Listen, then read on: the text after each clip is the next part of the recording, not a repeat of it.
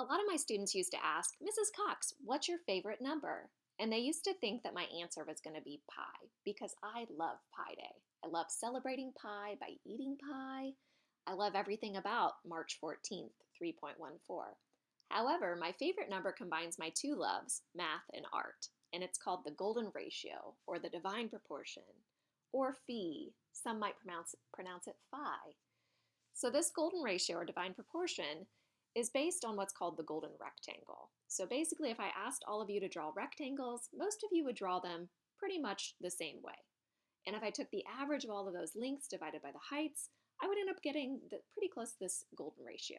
It's said to be the most pleasing rectangle.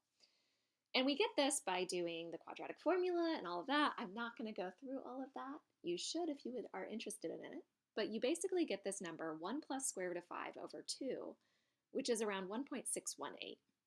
Now this number goes on forever just like pi because it's an irrational number, but that's our approximation for it.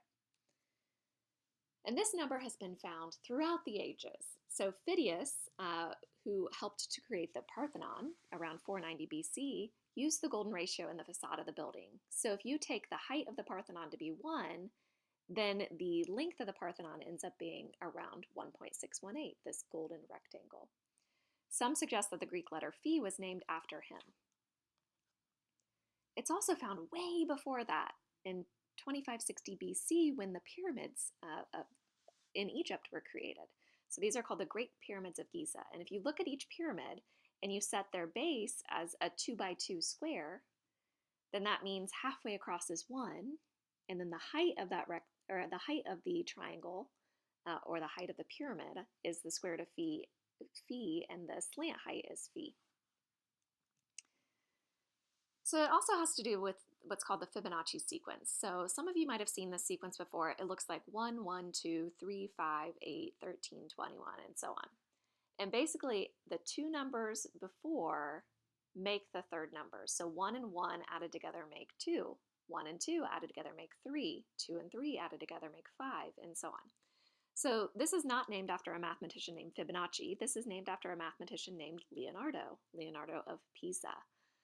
And his name, Fibonacci, as they called him, means the son of Bonacci. So his dad's name was Bonacci. And basically, if you take the numbers in this sequence and you divide by the number before it, the further you get out, the closer you get to phi. So if I take the 10th number divided by the 9th number, so I took 55 divided by 34, I got 1.617, and so on. But if I took the 21st number divided by the 20th number, I had 10,946 divided by 6,765, I got 1.61803, and that's very, very close to phi. So the further out you go, the closer and closer you get. And the reason this Fibonacci sequence is important is because it occurs in nature. And it occurs in the petals of flowers, and it occurs with the seeds in flowers, and so on. So phi is often approximated in nature. So many people feel like it can be found in pine cones, sunflowers, nautilus shells.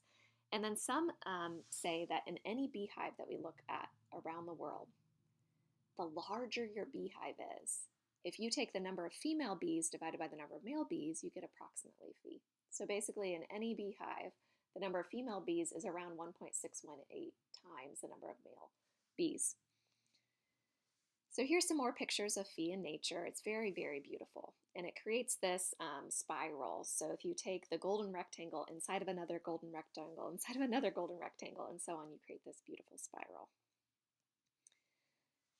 But it was also suggested that the great violin maker, Stradivari, used it when creating his beautiful violins, which are sold for millions upon millions of dollars today. So he used it when placing his F-holes. So why is this important? Why do we talk about this?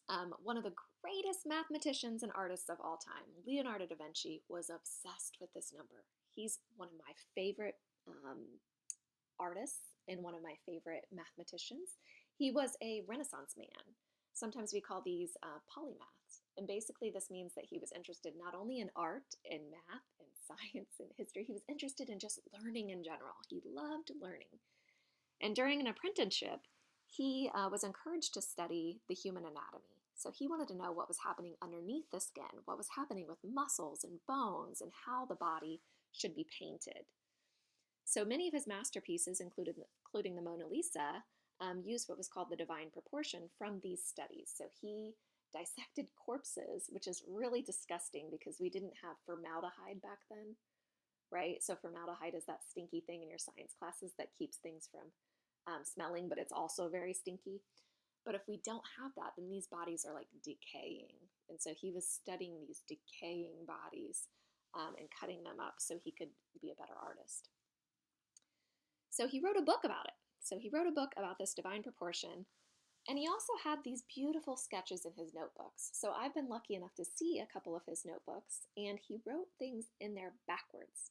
So he wanted to be able to put a mirror against his notebooks and be able to quickly read what was said, but he didn't want people to, glance over his shoulder and see what he was writing about. So he made it very difficult for people to read easily. And his notebooks are full of questions. There's a whole book about this. You should read the book. But he had questions like, observe the goose's foot. If it was always open or always closed, the creature would not be able to make any kind of movement. So it needs to be open in order for the goose to walk, and it needs to be closed for swimming and flying. And then describe the tongue of a woodpecker. So he wanted to get really close to a woodpecker and look at the woodpecker's tongue. And he did this because he's a scientist. So scientists keep notebooks, and they like to observe and record their research.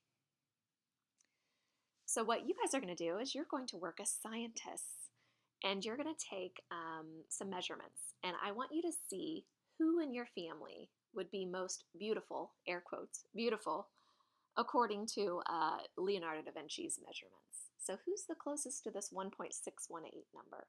So you're going to take these measurements, not like his drawing here. This is the Vitruvian Man. I've added a beautiful leaf, but he created the Vitruvian Man based on these proportions.